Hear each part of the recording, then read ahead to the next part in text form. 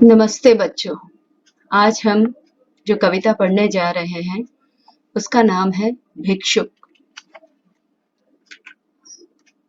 और जिसके कवि हैं सूर्यकांत त्रिपाठी निराला जी।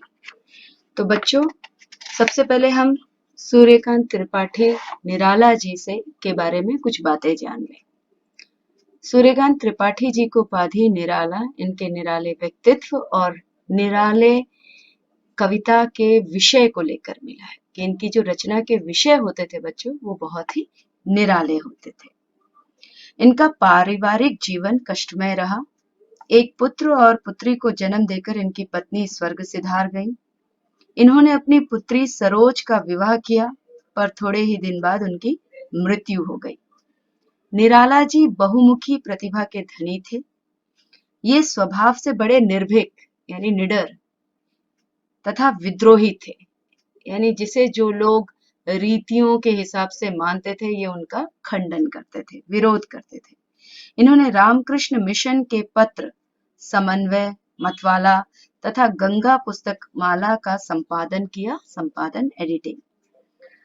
परिमल, गीतिका, अनामिका, अपरा, तुलसीदास, राम की शक्ति पूजा आदि इनकी प्रसिद्ध रचनाएं हैं।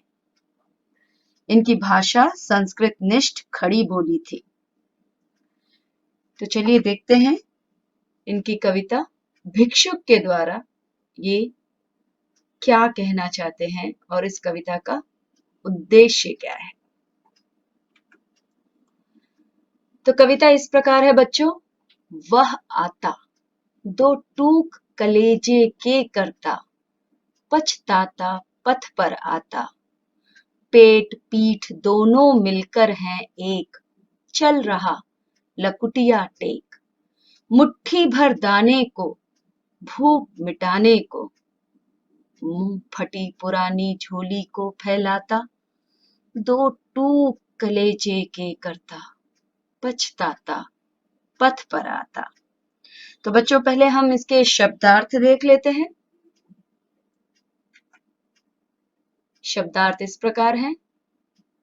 दो टूक अर्थात दो टुकड़े,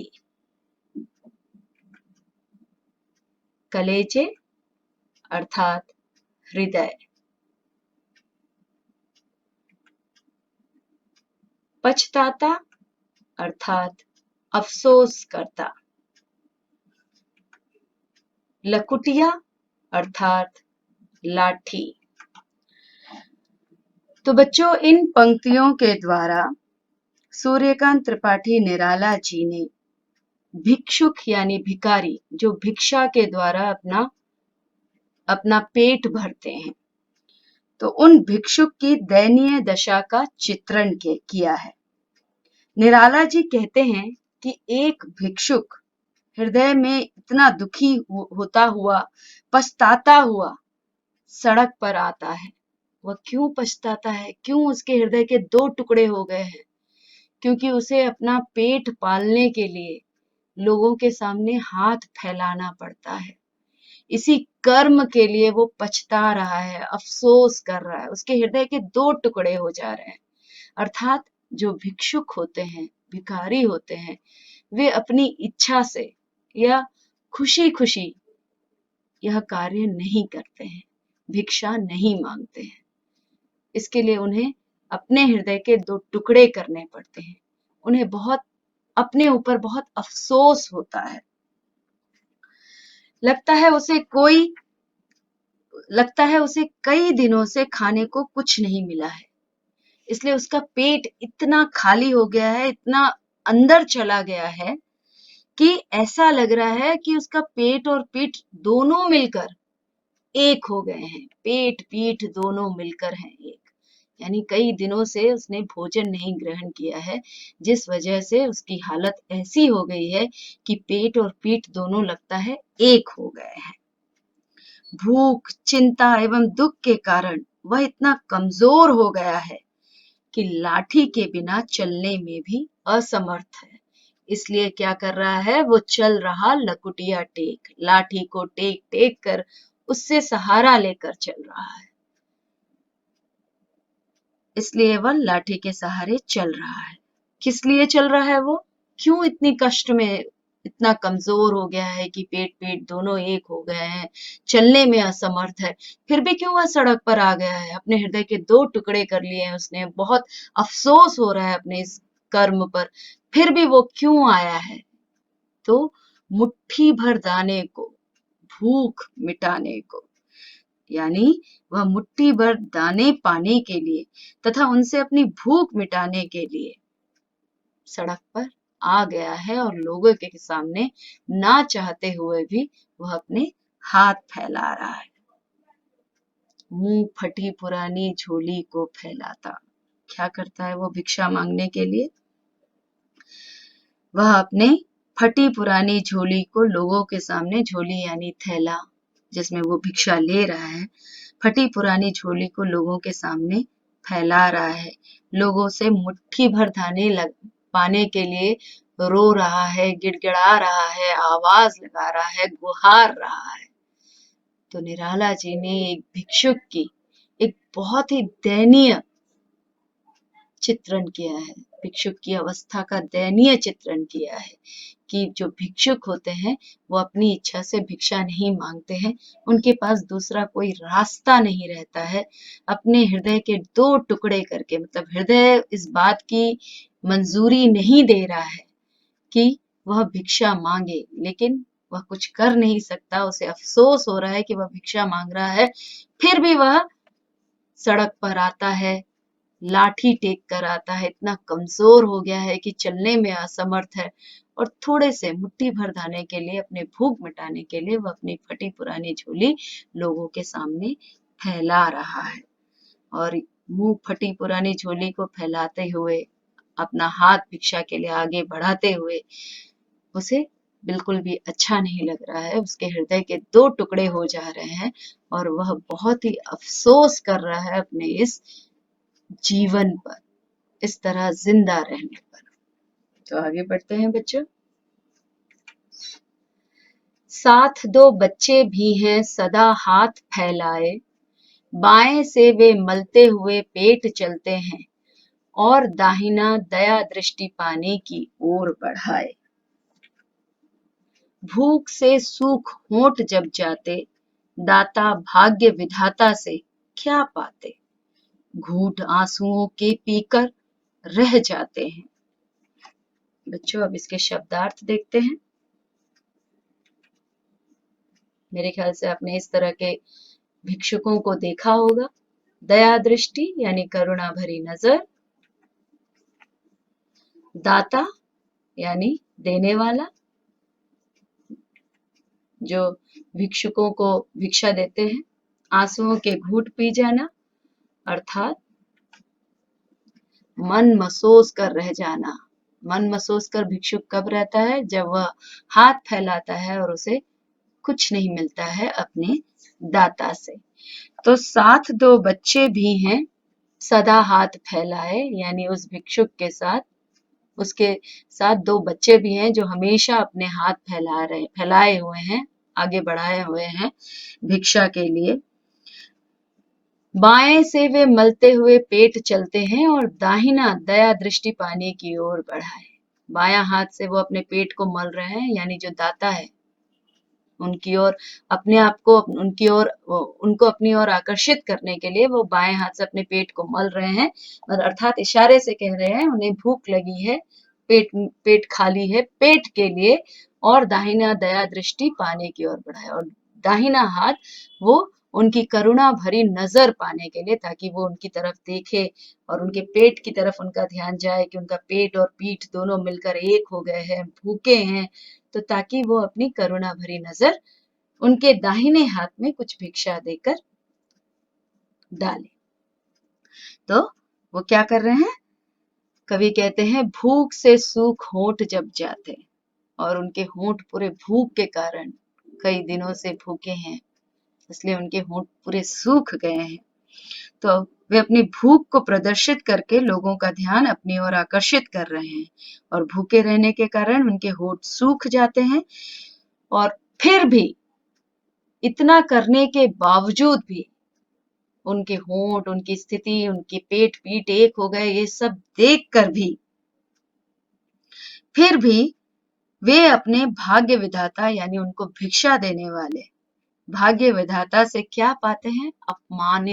अपमान, उपेक्षा, यही मिलता है उन्हें। जब उन्हें धिक्कार दिया जाता है, भगा दिया जाता है, तब इतना कुछ करने के बावजूद, इतना अपनी ओर आकर्षित करने के बावजूद भी लोगों के अंदर संवेदनशीलता नहीं जागती है और वे उसकी उपेक्षा करते हैं, वे उनका अपमान करते हैं, वे उनका तिरस्कार करते हैं, वे उनको जानवरों की तरह दुत्कार देते हैं। तो ये सब पाने के बावजूद भी फिर से वे किसी दूसरे दाता के पास जाते हैं और फिर से वही बाएं से पेट मलते हैं, दाएं ना दया दृष्टि पाने के लिए हाथ बढ़ाते हैं, करते हैं। इतनी गाली गलौच, अपमान, उपेक्षा, यह सब वे लोग क्या करते हैं? आंसुओं के घूंट पी जाना, यानी उसे अपनी उनका जो क्रोध है वो सारा वो बर्दाश्त कर लेते हैं। अपना अपमान, अपनी उपेक्षा, अपना तिरस्कार सब वे आंसुओं के घूंट की तरह पी जाते हैं, यानी अपने अंदर बर्दाश्त कर लेते हैं। तो अगली उसमें जाते हैं बेटा। ये कविता की आखिरी पंक्तियां हैं। चाट रहे झूठी पत्तल वे कभी सड़क पर खड़े हुए। बच्चों, हमने देखा है बहुत सारे बच्चों को कि वे सड़क के किनारे झूठी पत्तल लोग खाकर जो फेंक देते हैं, उन्हें वो खाते रहते हैं। उसी में से खुरचन, बची खुचे जो भोजन होते हैं, उसे वो खाते हैं। तो यहाँ पर महाकवि निराला जी ने एक भिक्षुक तथा उसके 2 बच्चों की दयनीय दशा का वर्णन करते हुए कहा है कि जब उन्हें अपने दाता से कुछ नहीं मिलता है, वे उनकी दयनीय दशा की ओर आकर्षित नहीं होते हैं, तो सड़क के किनारे पड़े हुए झूठी पत्तलों से ही वे अपनी भूख मिटाने की कोशिश करते हैं और झपट लेने को उनसे कुत्ते भी हैं अड़े हुए। कवि निराला जी कहते हैं, लेकिन वे उन झूठी पत्तल, सड़क के किनारे पड़े हुए झूठी पत्तल भी उन्हें नसीब नहीं होती है, क्योंकि वहां भी जो रास्ते के कुत्ते होते हैं, जो उन झूठी पत्तलों से अक्सर अपनी भूख मिटाते हैं, तो वही झूठी पत्तल जब मनुष्य, ये भिक्षुक ले लेते हैं, तो वे भी वहां खड़े हो जाते हैं कि अगर उन्हें मौका मिला, कहीं उनकी नजर हटी अपने पत्तलों से, झूठी पत्तलों से, तो वे उसे छीन लेंगे, झपट लेंगे। तो बच्चों, यहाँ निराला जी ने पाठकों को, इस कविता का उद्देश्य भी यही है कि हमारे समाज में जो भिक्षुक हैं, उनकी तरफ उन लोगों का ध्यान आकर्षित हो जिनके पास जरूरत से ज्यादा धन है और जो इनके विकास के लिए, इनको आगे बढ़ने के लिए, इनको एक बेहतर जिंदगी देने के लिए कुछ करने में सक्षम है। और इन पंक्तियों में बच्चों, निराला जी ने भिक्षुकों की हालत पशुओं से भी बदतर बताई है। यानी पशु जहां से अपनी भूख मिटाते हैं, आज इन भिक्षुकों की अवस्था ऐसी हो गई है कि वे भी उन्हीं के साथ उसी जगह पर, एक ही स्थान पर अपनी भूख मिटाने के लिए खड़े हुए हैं, भूख मिटा रहे हैं। ठहरो। और इस दयनीय स्थिति को देखकर कवि का मन बहुत अशांत हो जाता है, वे बहुत ही विचलित हो उठते हैं। इसीलिए वो कहते हैं, ठहरो, अहो मेरे हृदय में है अमृत, मैं सींच दूंगा। अभिमन्यु जैसे हो सकोगे तुम, तुम्हारे दुख मैं अपने हृदय में खींच लूंगा। तो यहाँ पर कवि भिक्षुकों के प्रति सांत्वना प्रकट करते हुए कहता है कि मेरे हृदय में भिक्षुकों के लिए प्रेम का भाव है। यहाँ मेरे हृदय में अमृत, अमृत जिस प्रकार जीवन देता है बच्चों, वैसे ही प्रेम भी मनुष्य को जीवन प्रदान करता है, आगे बढ़ने का उत्साह देता है। तो भिक्षुकों के लिए कवि के हृदय में क्या है? प्रेम का भाव है और इसी प्रेम के बल पर वे उसे अमरत्व प्रदान करना चाहते हैं। अमरत्व मतलब ऐसे कुछ कर्म कर जाना इस धरती पर कि आपका शरीर यदि ना भी रहे तो आप अपने उस कर्मों से जाने जाओगे। यानी वो भिक्षुकों को इतना समर्थवान, इतना सक्षम बनाना चाहते हैं कि वो अमर हो जाए अपने कर्मों से। यहाँ कविता का उद्देश्य भी आ रहा है बच्चों, कि इस कविता को लिखने के पीछे निराला जी का यही उद्देश्य है कि हमें इन भिक्षुकों का जीवन पशुओं के जैसे बनने नहीं देना होगा। हमें इनके लिए अपने अंदर प्रेम का भाव रखना होगा और हमें इनका साथ देना होगा, ताकि वे अपने इस पशु तुल्य जीवन से ऊपर उठ सके, वे इस समाज में अपने आप को एक सम्मानित स्थान पर प्रतिष्ठित कर सके। कवि भिक्षुकों को अभिमन्यु के समान अपने अधिकारों से लड़ने की प्रेरणा दे रहा है। भाव यह है कि कवि भिक्षुकों की दीनहीन दशा को जन जन तक पहुंचाने का प्रयास कर रहे हैं और लोगों के मन में उनके प्रति सहानुभूति एवं करुणा के भाव जगाने का प्रयत्न कर रहे हैं। और कवि कहते हैं कि अभिमन्यु जैसे हो सकोगे तुम, जैसे अभिमन्यु ने क्या किया था, चक्रव्यूह के 7 द्वार को लांघा था, तोड़ा था, भेदा था, और जब 7वें द्वार पर उनके साथ अन्याय या छल हुआ था तो भी वे अंतिम सांस तक लड़ते रहे। तो वे अभिमन्यु की तरह इन भिक्षुकों को बनाना चाहते हैं, यानी वो अपने अधिकारों के लिए अंतिम सांस तक लड़ते रहे, कभी हार नहीं माने। और इसके लिए तुम्हारे दुख मैं अपने हृदय में सींच लूंगा, यानी वो कहना चाहते हैं कि तुम्हें अभिमन्यु बनाने के लिए जो भी कठिनाई आएगी, जो भी जरूरतें आएंगी, मैं हमेशा तुम्हारे साथ रहूंगा, तुम्हारे पास रहूंगा। यानी तुम्हें अभिमन्यु जैसा बनकर अपने अधिकारों के लिए लड़ने के लिए हमेशा प्रोत्साहित करूंगा, साथ रहूंगा। तो कवि क्या कहना चाहते हैं? तो कवि ने उपर्युक्त पंक्तियों में अभिमन्यु शब्द का प्रयोग किया है, जिसका आशय है कि वह भिक्षुक को अभिमन्यु के समान संघर्ष करने को प्रेरित कर रहा है तथा अपनी कविता के माध्यम से जन जन का ध्यान भिक्षुक की मार्मिक दयनीय व्यथा, पीड़ा एवं दुख की ओर आकर्षित करने का संकल्प प्रतिज्ञा लेता है। अभिमन्यु अर्जुन का पुत्र था, जो अर्जुन की अनुपस्थिति में महाभारत के युद्ध में चक्रव्यूह को भेदने गया था। चक्रव्यूह को भेदते हुए वह 7वें द्वार तक पहुंच गया था, परंतु लौटते समय 7 महारथियों द्वारा एक साथ प्रहार यानी वार किए जाने के कारण उसका प्राणांत यानी उसकी मृत्यु हो गई थी।